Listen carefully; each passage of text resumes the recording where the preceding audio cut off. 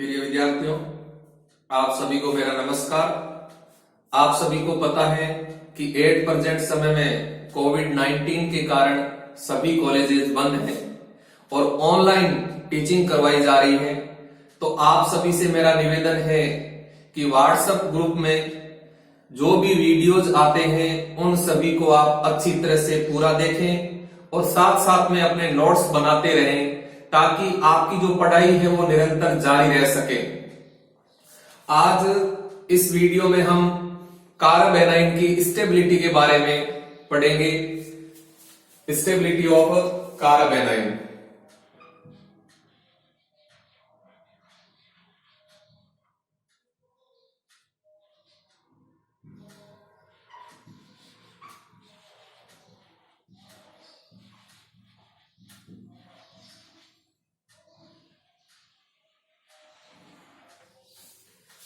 हम जानते हैं कि कार्बेनाइन कई प्रकार के होते हैं।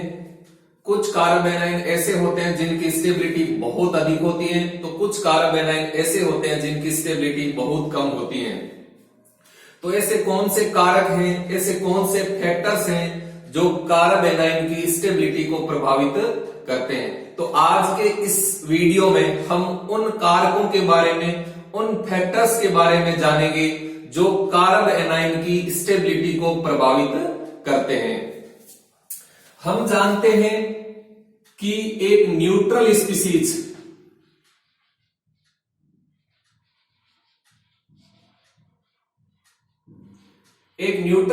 है, वह न्यूट्रल स्पीसीज एक चार्जड स्पीसीज की तुलना में मोर स्टेबल होती है।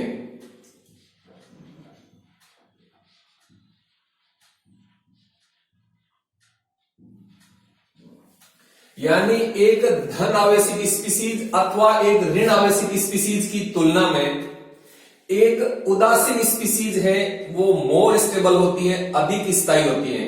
अतः इसका अर्थ यह हुआ कि कार्बेनाइन में उपस्थित ऋण आवेशित कार्बन परमाणु पर ऋण आवेश की मात्रा जितनी कम होगी, कार्बेनाइन की स्टेबिलिटी उतनी ही अधिक होगी। ऋण आवेशित कार्बन एटम पर उपस्थित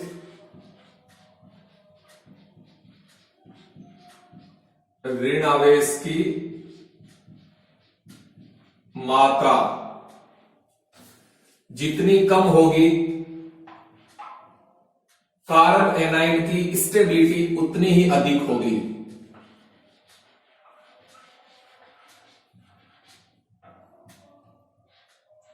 ये बहुत महत्वपूर्ण बात है, आपको अच्छी तरह से याद रखना है। यानी हम जानते हैं कि कार्बेनाइन एक ऋणात्मक स्पीसीज होती है जिसमें कार्बन परमाणु पर ऋण आवेश होता है।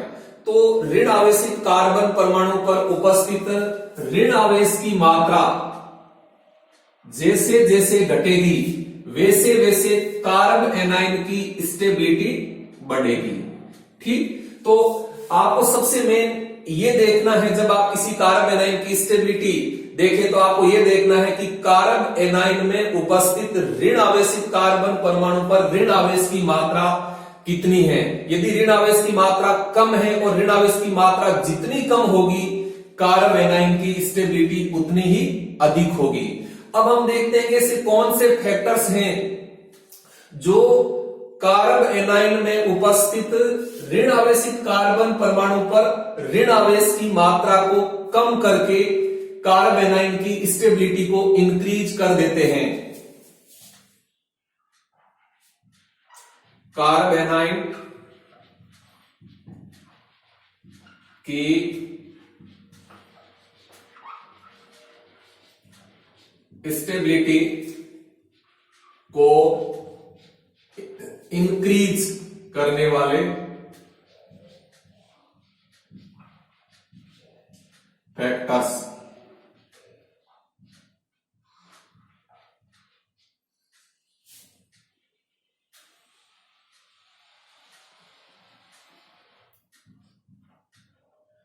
तो यहां हम देखते हैं कि मुख्यतः 3 प्रकार के फैक्टर्स होते हैं जो कार्बोनाइन की स्टेबिलिटी को इंक्रीज कर देते हैं, यानी कार्बोनाइन की स्टेबिलिटी को बढ़ाते हैं। तो पहले प्रकार के फैक्टर हैं नेगेटिव इलेक्ट्रॉनिक इफेक्ट।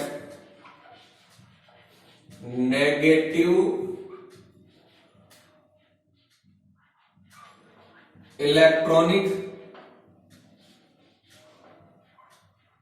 इफेक्ट्स। ये जो नेगेटिव इलेक्ट्रॉनिक इफेक्ट्स होते हैं, ये नेगेटिव इलेक्ट्रॉनिक इफेक्ट्स इलेक्ट्रॉनों को अपनी ओर आकर्षित करके ऋण आवेशित कार्बन परमाणु पर ऋण आवेश की मात्रा को कम कर देते हैं। और जब ऋण आवेशित कार्बन परमाणु पर ऋण आवेश की मात्रा कम हो जाती है, तब कार्बोनाइन की स्टेबिलिटी बढ़ जाती है। तो पहला फैक्टर है नेगेटिव इलेक्ट्रॉनिक इफेक्ट्स। दूसरा फैक्टर है एरोमेटिसिटी।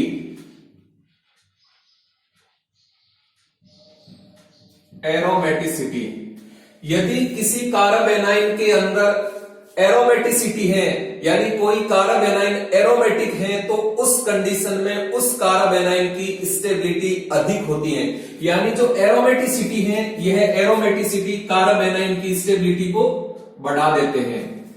तीसरा फैक्टर है ऋण आवेशित कार्बन परमाणु की हाई इलेक्ट्रोनेगेटिविटी। कार्बोनाइन के अंदर जो ऋण आवेशित कार्बन परमाणु होता है, उस ऋण आवेशित कार्बन परमाणु की जैसे जैसे विद्युत ऋणता यानी इलेक्ट्रोनेगेटिविटी बढ़ेगी, वैसे वैसे कार्बोनाइन की स्टेबिलिटी भी बढ़ेगी।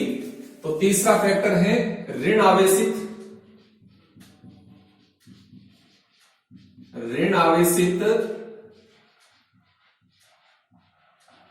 कार्बन एटम की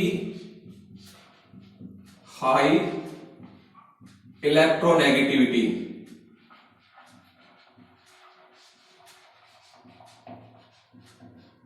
तो ये 3 प्रकार के फैक्टर्स जो कार्बोनाइन की स्टेबिलिटी को इंक्रीज कर देते हैं, यानी कार्बोनाइन की स्टेबिलिटी को बढ़ा देते हैं। ठीक, अब देखो ये जो नेगेटिव इलेक्ट्रॉनिक इफेक्ट्स हैं, ये कौन कौन से हैं जो कार्बोनाइन की स्टेबिलिटी को बढ़ाते हैं। तो इसमें एक होता है माइनस आई इफेक्ट, जहां आई का अर्थ होता है इंडक्टिव यानी प्रेरणिक। तो नेगेटिव इंडक्टिव इफेक्ट, जिसको हिंदी में कहते हैं ऋणात्मक प्रेरणिक प्रभाव, ये जो माइनस आई इफेक्ट है, ये माइनस आई इफेक्ट कार्बोनाइन की स्टेबिलिटी को बढ़ा देता है। और ऋण आवेशित कार्बन परमाणु पर माइनस आई इफेक्ट जितना अधिक लगेगा, कार्बोनाइन की स्टेबिलिटी उतनी ही अधिक होगी। ठीक, दूसरा नेगेटिव इलेक्ट्रॉनिक इफेक्ट है minus are effect. Minus are effect, जहां आर का अर्थ होता है रिजोनेंस, यानी नेगेटिव रिजोनेंस इफेक्ट भी कार्बोनाइन की स्टेबिलिटी को इंक्रीज कर देता है। तीसरा नेगेटिव इलेक्ट्रॉनिक इफेक्ट है माइनस एम इफेक्ट। एम का होता है मीजोमेरिक। तो नेगेटिव मीजोमेरिक इफेक्ट भी कार्बोनाइन की स्टेबिलिटी को बढ़ा देता है। तो ये नेगेटिव इलेक्ट्रॉनिक इफेक्ट्स होते हैं minus I effect, minus are effect और माइनस एम इफेक्ट। ये कार्बोनाइन की स्टेबिलिटी को बढ़ा देते हैं। दूसरा फैक्टर है एरोमेटिसिटी। यदि किसी कार्बोनाइन के अंदर एरोमेटिसिटी है, यानी कार्बोनाइन एरोमेटिक है, तो उस कंडीशन में उस कार्बोनाइन की स्टेबिलिटी अधिक होती है। जैसे देखो, हम यहां एग्जांपल लेते हैं साइक्लोपेंटाडाइइनल ऋणाइन। साइक्लोपेंटाडाइइनल ऋणाइन, ये कार्बोनाइन है जो कि एरोमेटिक है। ठीक, तो इस कार्बोनाइन की स्टेबिलिटी बहुत अधिक है। तो अगर किसी कार्बोनाइन के अंदर एरोमेटिसिटी है, तो वह कार्बोनाइन मोर स्टेबल होता है, अर्थात उस कार्बोनाइन की स्टेबिलिटी अधिक होती है। तीसरा फैक्टर है ऋण आवेशित कार्बन परमाणु की हाई इलेक्ट्रोनेगेटिविटी, यानी ऋण आवेशित कार्बन परमाणु की जैसे जैसे विद्युत ऋणता बढ़ेगी वैसे वैसे कार्बेनाइन की स्टेबिलिटी भी बढ़ेगी। जैसे देखो, एक है एथिल कार्बेनाइन, एक है एथिनिल कार्बेनाइन और एक है एथाइनिल कार्बेनाइन। ठीक, यदि हम इन तीनों की स्टेबिलिटी देखें तो हम देखते हैं कि इन तीनों कार्बेनाइन के जो ऋण आवेशित कार्बन परमाणु हैं इनकी विद्युत ऋणता अलग अलग है। यहां हम देखें, ये जो कार्बन है इसका संकरण है sp3, ठीक, और इस कार्बन का संकरण है sp2 और इस कार्बन का संकरण है sp। हम जानते हैं कि जैसे जैसे संकरण के अंदर S लक्षण की प्रतिशत मात्रा बढ़ती है वैसे वैसे विद्युत ऋणता भी बढ़ती है। तो देखो, यहां S लक्षण की प्रतिशत मात्रा सबसे ज्यादा है, इससे यहां S लक्षण की प्रतिशत मात्रा कम है और इससे यहां S लक्षण की प्रतिशत मात्रा और भी कम है। अतः यदि हम इन तीनों कार्बेनाइन का स्टेबिलिटी ऑर्डर देखें तो इनका स्टेबिलिटी ऑर्डर ये हो जाता है, देखो, यानी एथिल कार्बेनाइन की तुलना में एथिनिल कार्बेनाइन मोर स्टेबल होता है और एथिनिल कार्बेनाइन की तुलना में एथाइनिल कार्बेनाइन अधिक स्टेबल होता है। इसका कारण है इनके अंदर उपस्थित ऋण आवेशित कार्बन परमाणु की इलेक्ट्रोनेगेटिविटी। ठीक, तो ये तीन प्रकार के फैक्टर्स हैं जो कार्बेनाइन की स्टेबिलिटी को इंक्रीज कर देते हैं। आगे देखो, अब ऐसे कौन कौन से फैक्टर हैं जो कार्बेनाइन की स्टेबिलिटी को डिक्रीज यानी कम कर देते हैं। कार्बेनाइन की स्टेबिलिटी को कम यानी डिक्रीज करने वाले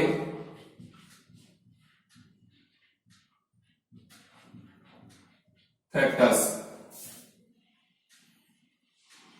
यानी ऐसे कौन कौन से फैक्टर्स हैं, ऐसे कौन कौन से कारक हैं जो कार्बेनाइन की स्टेबिलिटी को कम कर देते हैं। तो यहां भी मुख्यतः तीन प्रकार के फैक्टर्स होते हैं जो कार्बेनाइन की स्टेबिलिटी को डिक्रीज यानी कम कर देते हैं। पहला फैक्टर है पॉजिटिव इलेक्ट्रॉनिक इफेक्ट, पॉजिटिव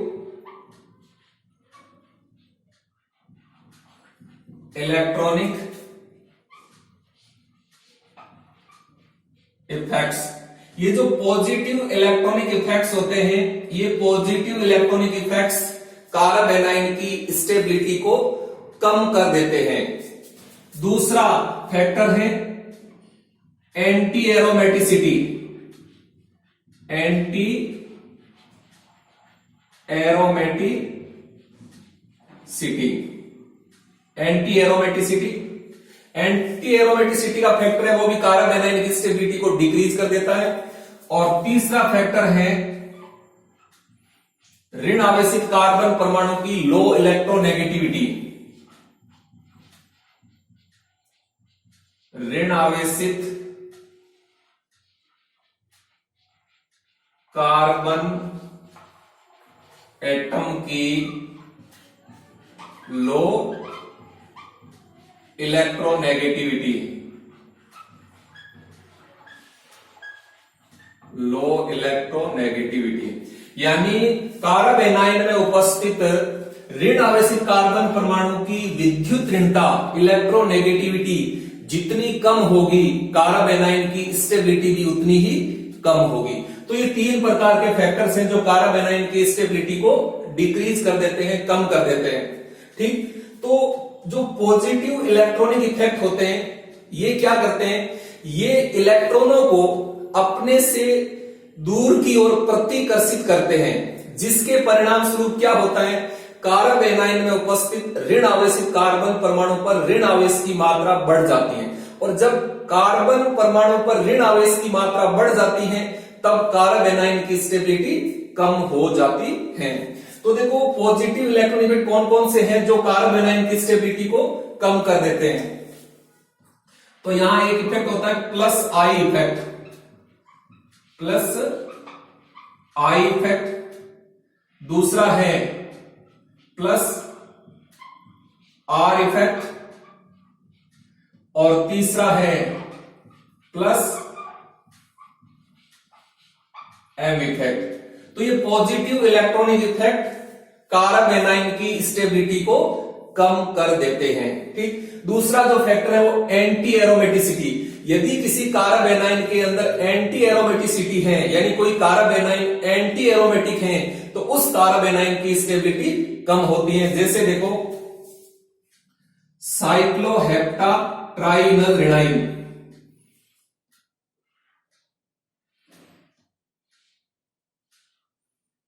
साइक्लोहेप्टाट्राइनल रेनाइन, ये कार्बेनाइन है जो कि एंटी एरोमेटिक है और इसकी स्टेबिलिटी बहुत कम होती है।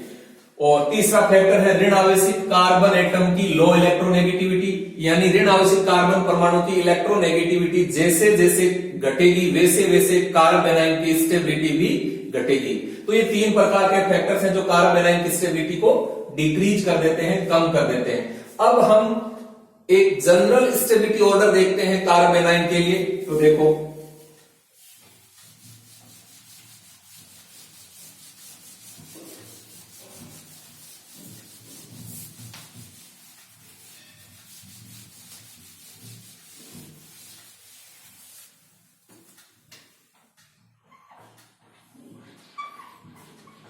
जनरल स्टेबिलिटी ऑर्डर ऑफ कार्बेनाइन, यानी कार्बेनाइन के लिए जनरल स्टेबिलिटी ऑर्डर क्या है। तो हम देखते हैं कि कार्बेनाइन कई प्रकार के होते हैं, अलग अलग कार्बेनाइन की स्टेबिलिटी अलग अलग होती है। तो विभिन्न प्रकार के कार्बेनाइन के लिए जनरल स्टेबिलिटी ऑर्डर क्या है। तो देखो सबसे ज्यादा स्टेबिलिटी एरोमेटिक कार्बेनाइन की होती है, एरोमेटिक कार्बेनाइन, यानी जो एरोमेटिक कार्बेनाइन है उनकी स्टेबिलिटी सबसे अधिक होती है। एरोमेटिक कार्बेनाइन से कम स्टेबिलिटी होती है बेंजीलिक कार्बेनाइन की, बेंजीलिक कार्बेनाइन की। बेंजीलिक कार्बेनाइन से कम स्टेबिलिटी होती है एलिलिक कार्बेनाइन की, एलिलिक कार्बेनाइन की। एलिलिक कार्बेनाइन से कम स्टेबिलिटी होती है एथाइनिल कार्बेनाइन की, एथाइनिल कार्बेनाइन की। और एथाइनिल कार्बेनाइन से कम स्टेबिलिटी होती है एथिनिल कार्बेनाइन की, और एथिनिल कार्बेनाइन से कम स्टेबिलिटी होती है एल्किल कार्बेनाइन की, एल्किल कार्बेनाइन की। तो ये एक जनरल स्टेबिलिटी ऑर्डर होता है कार्बेनाइन की स्टेबिलिटी के लिए, जो आपको अच्छी तरह से याद रखना है। इससे संबंधित कई बार क्वेश्चन एग्जाम में आते हैं। तो यहां देखो सबसे ज्यादा स्टेबिलिटी होती है एरोमेटिक की, एरोमेटिक से कम बेंजीलिक की, बेंजीलिक से कम एलिलिक की, एलिलिक से कम एथाइनिल की, और एथाइनिल से कम एथिनिल की, और एथिनिल से कम एल्किल की। अब देखो यहां जो एल्किल कार्बेनाइन है ये भी कई प्रकार के होते हैं, 1 डिग्री 2 डिग्री 3 डिग्री। इनका स्टेबिलिटी ऑर्डर क्या होता है, देखो इनमें सबसे ज्यादा स्टेबिलिटी होती है मेथिल कार्बेनाइन की।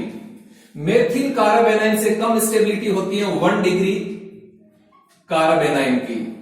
1 डिग्री कार्बेनाइन से कम स्टेबिलिटी होती है 2 डिग्री कार्बेनाइन की, और 2 डिग्री कार्बेनाइन से कम स्टेबिलिटी होती है 3 डिग्री कार्बेनाइन की।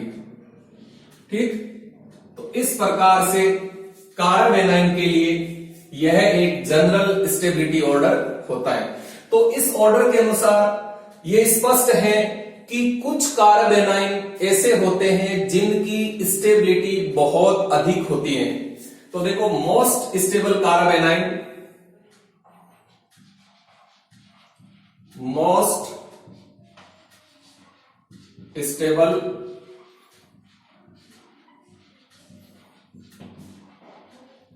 कार्बेनाइंस, यानी कुछ कार्बेनाइन ऐसे होते हैं जिनकी स्टेबिलिटी बहुत अधिक होती है। तो ऐसे वे कार्बेनाइन होते हैं जिनमें ऋण आवेशित कार्बन परमाणु पर ऋण आवेश की मात्रा बहुत कम होती है, या फिर जो कार्बन परमाणु पर ऋण आवेश है उस ऋण आवेश का अधिक कंजुगेशन होता है, उसका अधिक डिस्ट्रीब्यूशन होता है, तो उस कंडीशन में कार्बेनाइन की स्टेबिलिटी बहुत अधिक हो जाती है।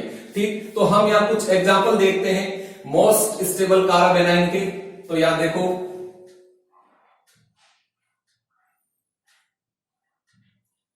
एक ये कार्बेनाइन है जो मोस्ट स्टेबल होता है, और देखें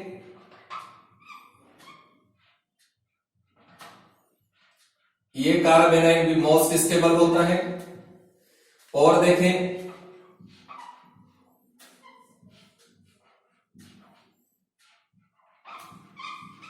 ये कार्बेनाइन भी मोस्ट स्टेबल है, और देखें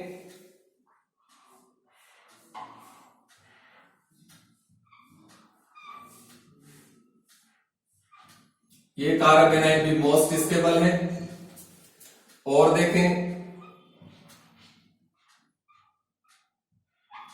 ये कार्बेनाइन भी मोस्ट स्टेबल होता है, और देखें साइक्लोपेंटा डाइनल रेनाइन, ये कार्बेनाइन भी मोस्ट स्टेबल होता है।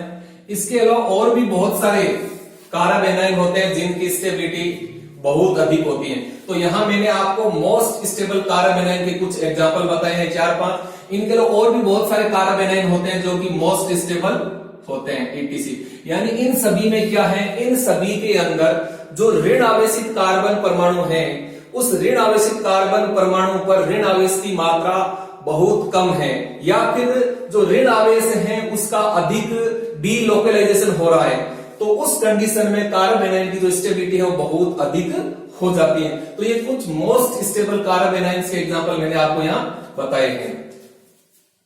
कुछ कार्बेनाइन ऐसे होते हैं जिनकी स्टेबिलिटी बहुत कम होती है। तो देखो, most unstable, most unstable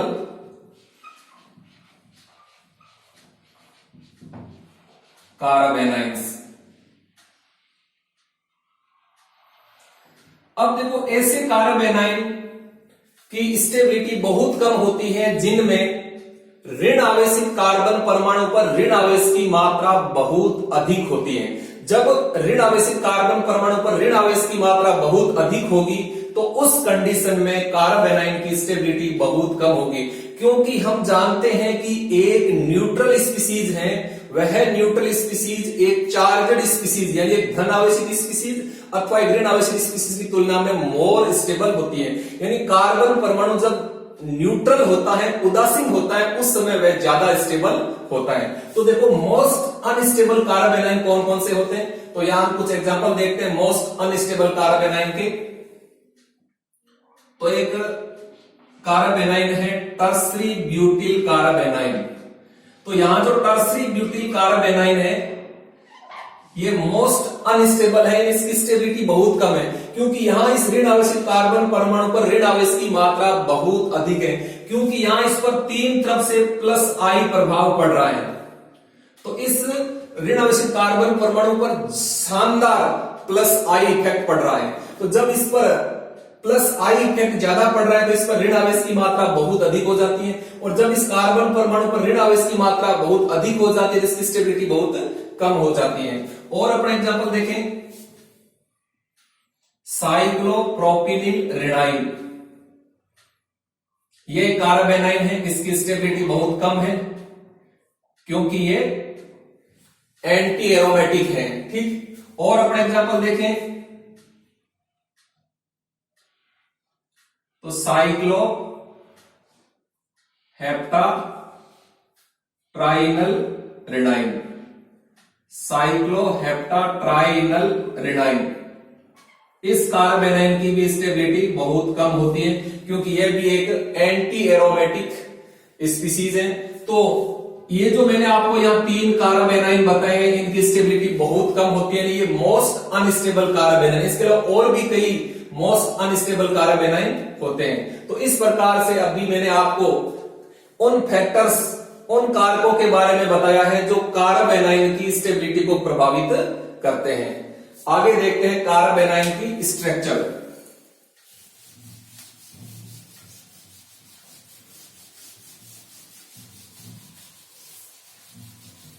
structure of carb A9.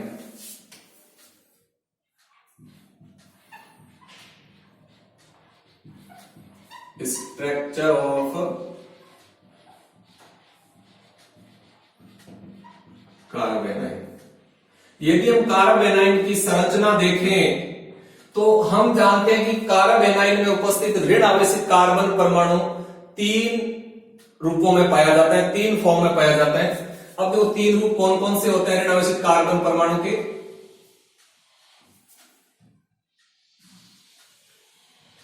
तो देखो एक तो ऋण आवेशित कार्बन परमाणु इस रूप में पाया जाता है, देखो इस रूप में, ठीक। और एक ऋण आवेशित कार्बन परमाणु इस रूप में पाया जाता है,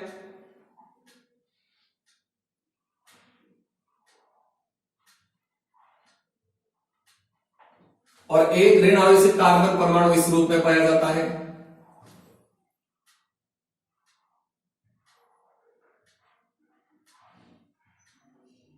ठीक, तो ये ऋण आवेशित कार्बन परमाणु 3 अलग अलग रूपों में पाया जाता है, और इन तीनों कार्बन परमाणुओं का जो संकरण है, हाइब्रिडाइजेशन है, वो अलग अलग है। तो यदि हम यहां संकरण देखना चाहें ऋण आवेशित कार्बन परमाणु का, तो यहां देखो 1 2 3 सिग्मा बंध और एक लोन पेयर है।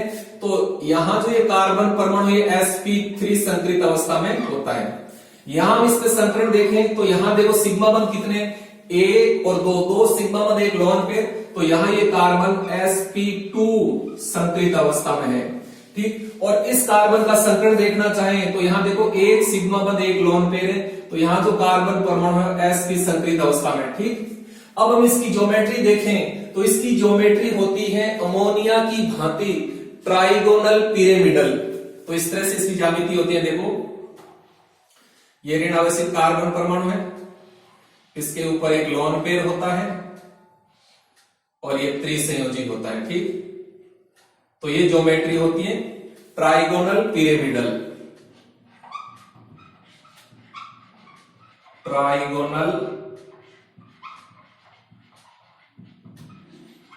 पिरामिडल, ठीक। और ये जो कार्बन है, इस कार्बन की यदि हम ज्योमेट्री देखें तो यहां देखो 2 सिग्मा बंध एक लोन पेयर है। तो ये कार्बन वी शेप, ये इस पे लोन पेयर, और ये 3 संयोजकता। तो इस कार्बन की ज्योमेट्री होती है वो वी शेप या कोणीय, कोणीय या वी शेप, ठीक। और इस कार्बन की यदि ज्योमेट्री देखें तो यह कार्बन लीनियर ज्योमेट्री में होता है, लीनियर ज्योमेट्री। इस तरह से देखो,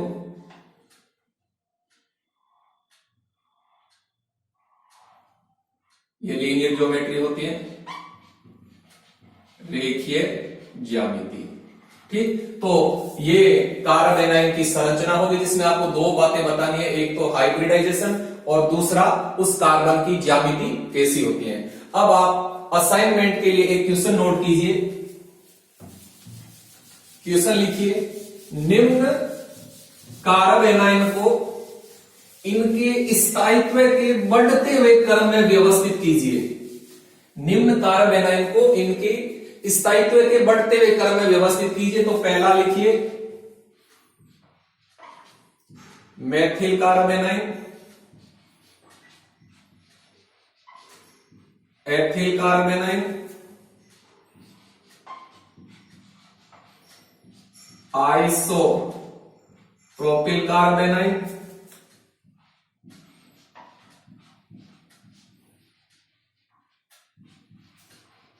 टर्सरी ब्यूटिल कार्बेनाइन। आपको इन चारों को इनके स्थायित्व के बढ़ते क्रम में व्यवस्थित करना है। दूसरा नोट कीजिए,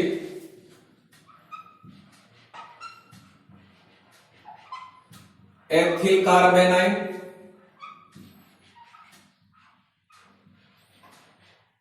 एथिनिल कार्बेनाइन,